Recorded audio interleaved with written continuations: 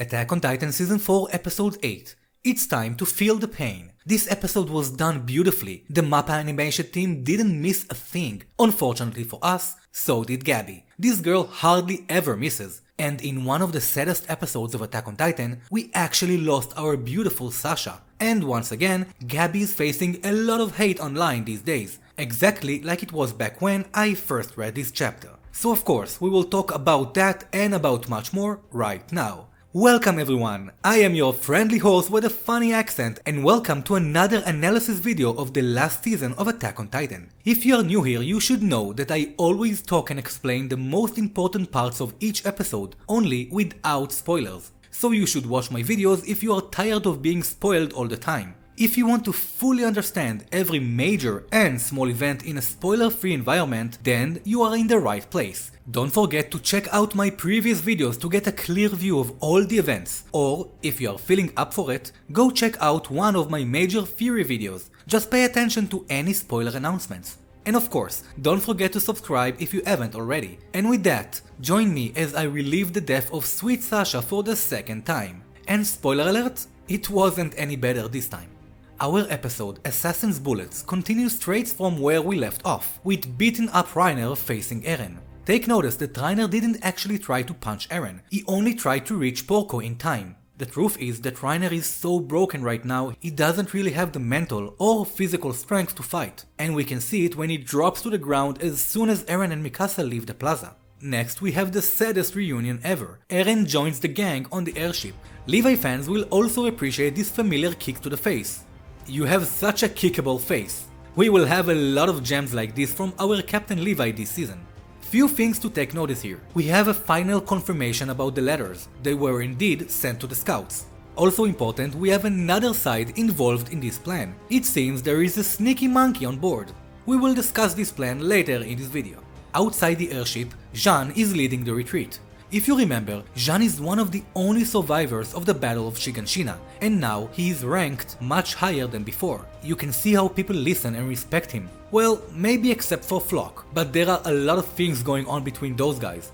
Even Lubov, a former commander in the garrison, is taking orders from Jean. This shows us that back on Paradise there is a shift in the atmosphere and some people that used to live a comfortable life are now deciding to join the Survey Corps. Even long-time soldiers like Lubov are now starting as recruits, just for the option to join the scouts. Let me just remind you, these are the same scouts that people used to hate once, but now it seems that a lot of more people are dedicating their hearts for Paradise. Well, when there aren't any titans to worry about, you start worrying about other things, like war for example. Back on the airship, we see again the differences between Jean and Flock. Jean is upset about losing a few of their members, while Flock sees this as a small price compared to the fatal blow they just landed on Marley. Also important to understand is that Flock is very respected as well. He was also one of the few survivors of Shiganshina, and people do look up to him. He brings a very patriotic vibe, but he is also willing to lose people if it means it will get the job done. I wonder who we'll learn this from. But we can clearly see that unlike Flock, who is excited about winning, Jean is tired of seeing people dying. To be fair, Jean has seen a lot of Titan battles, while Flock transferred from the garrison to the scouts only later on. Next, we get the sweetest moment when Connie tells Jean and Sasha they are special to him. I just love how Sasha puts her hand on him, and after Jean becomes all awkward, they both start making jokes about him trying to grow a beard. And thinking about it now, back then I should have realized that was a death note for one of them, but I guess I was still young and naive. Back on the streets, we go to Gabby and Falco. Also here we can see the differences between them. Falco can understand why Paradise attacked. He may not like it, but he does understand that his country attacked them first. In addition, a lot of people died on their side as well. But on the other hand, we have Gabby, which is much more driven by hate for the Eldians of the island. Even after Falco explains what he knows, she refuses to accept or listen. If she didn't see it, then for her it doesn't matter. The same goes for the rest of the world, who now will only remember the vicious attack of the devils of Paradise. And just like Gabby, they don't take into consideration the damage Marley caused to Paradise. So for Gabby, the only truth she knows right now is that she lost two of her best friends right in front of her. That is a repeating motive in Attack on Titan, different perspectives of people. This is also the reason why conflicts like this never really stop. Gabby had a terrible life in Marley. We don't get to see it, but she is treated just like Grisha and Faye were back then. That is the reason she tries so hard to be a good LDN, to prove to the world they are not the enemy. Only now, that is no longer possible after the rest of the world will see what just happened. Also important to mention that Gabby was raised in a much more anti-Paradise family. Being related to Reiner and his mom, she was subjected to that kind of brainwash her entire life. Falco, unlike her, came from a different family that might not have been so hateful towards Paradise. That could also be the reason why his uncle Grice joined the LDN Restorationists, and also recruited Grisha years ago.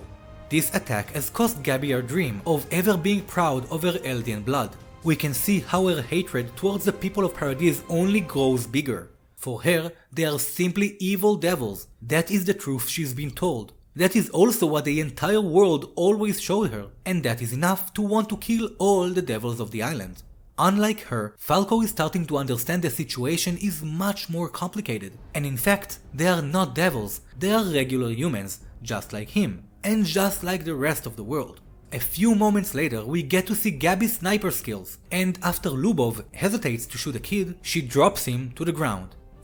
What is this trigger? Here comes Gabby's first experience with the new ODM gear. She pulls herself to the airship just as Colt finds them in the street. Falco remembers he promised Reiner he would save Gabby, so he grabs her and they both pull up to the airship. I knew what was coming and I tried to delay it as much as I could. Sasha hears a noise from the back as Gabby rolls into the ship. She takes aim and fires a single bullet, and a moment later, Sasha drops to the ground. Such a fun experience watching one of your favorite characters die twice. Welcome to Attack on Titan. And yes, I absolutely had tears in my eyes. But for all Gabby haters, you need to understand that this is just a child. And like we said, she was raised in a terrible environment. In her mind, she is doing a good thing to bad people. You really don't need to hate her. You can hate what she did, but you should not hate her. And definitely don't make threats to her Japanese voice actress. Yes, I heard it actually happened, so please people, don't do that. That is just lame on so many levels. So yeah, that needed to be said. Right after she shoots, Jean shoots back and Falco saves Gabby at the last moment. The entire scout swoops in, beating them up. And yes, I know that Gabby getting punched in the face is a meme right now. I know this because my Facebook group is literally filled with it. I really wonder when will the Gabby hate tone down, because it took some time for manga readers that got the events in a much different pacing. That is one of the biggest challenges for the director of this season, the ability to make anime watchers relate to different characters in a much shorter time period, and I really hope the pacing of the anime will allow this to happen. Going back to Sasha lying on the floor, this is heartbreaking. Connie is broken, Jean is speechless, as Sasha is slowly fading away, she whispers the word, meat. Now, I have to admit, in the manga it seems to be a little out of place, but in the anime this entire moment played beautifully, at least for me. So do let me know what you think about that in the comments. Did you also cry when Sasha died? Let me know. Also worth mentioning that there is a discussion about what Sasha meant by her last words. Some say that the word Niku, which is meat in Japanese, sounds a lot like someone's name, but you will judge for yourself in the next episode. We see another major difference between Flock and Jean. Flock wants to throw the kids from the airship, and Jean, who just lost his best friend, still knows that killing 2 kids won't help anyone. So I guess Gabby and Falco are going to an adventure in the Islands of the Devils. Back in Marley, Pick wakes up and starting to understand something was not right. Pick is a very clever person and she starts to place things together. She is able to identify the soldier who trapped her and Porco. So this was not Armin after all.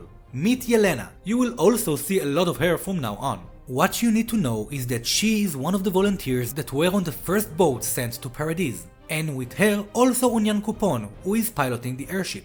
According to what Marley knows, all boats that went to Paradise during the time skip never returned, including this ship. But somehow, these soldiers are working with the people of the island now.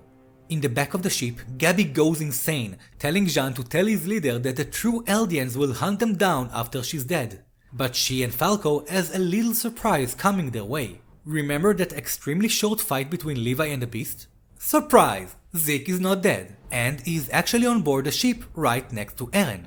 Hanji is upset with Eren. He once again made himself hostage and needed them to come for him. And just like always, a lot of people died. Eren forced this on them, and he made this decision without consulting with them. But I do wonder what he wrote that got the scouts there so fast. I guess we'll never know. Zeke is surprised to see Gabby and Falco, but not as surprised as Levi when he hears about Sasha. I know it's not much, but his subtle shift in expression really says a lot. Armin and Mikasa run to check on Sasha, while Hanji tells Eren the scouts have lost their trust in him. His reckless actions puts them in a very dangerous situation. The objectives of the plan were to take out the military tops of Marley and to destroy their navy. All this in order to buy time, but now after what Eren did, they should just expect the entire world to attack them. And for the big twist, Zeke just betrayed Marley and also his fellow warriors. This was his own plan. And that is why Gabby and Falco are so broken. Zeke admits he faked everything, including throwing rocks at the scouts. So yeah, he should have been much more deadly if he just tried. But if you think about it, how is he even part of this plan? Well, remember Eren in the hospital? He had a baseball glove and a ball. I wonder who was he playing with on an enemy nation. So think about that. Here we get another awesome Levi line. I am the kind of person who saves the best bite for last. I want to savor the taste after all. So yes, Levi is itching to kill Zeke, and Zeke is absolutely aware he should be careful of this Ackerman beast. Zeke also explains that now they have both the Founding Titan and a Royal Blood Titan, so every sacrifice they had will be paid by Eldia regaining its freedom again. Why is this important? Because Eren doesn't have royal blood, so he needs to come in contact with a royal blood user in order to control the power of the Founding Titan and to use it to activate the Rumbling, which is a huge stampede of Wall Titans, just like Willy told us.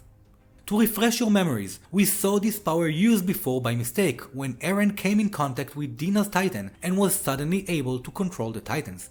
Also, there is a mention of Yelena being one of Zeke's followers. Remember this because it will probably be in the next episode. At that moment, Connie opens the door and tells everyone that Sasha has just died.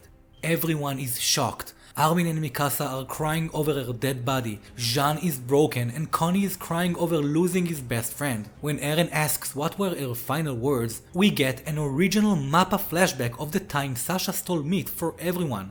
Just a reminder, that was just a few moments before the Colossal Titan appeared for the second time.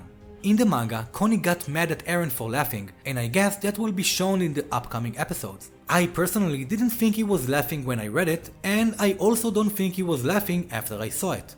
Eren is broken for too many reasons that we still don't know much about, but I'm pretty positive he's not smiling out of pleasure. So let me know what you think about this whole situation in the comments. Just don't forget to specify if you're an anime only so you won't get spoilers in the comments. Jean tells Eren that Sasha died only because of his actions, and this heartbreaking episode ends with Eren's painful look as the airship makes its way towards Paradise Island. I don't know what about you, but I have been really enjoying this season so far, minus losing my favorite potato. By the way, Sasha dying doesn't mean we won't get to see her again, and in the next episode we will get to see her discover all sorts of delicious foods.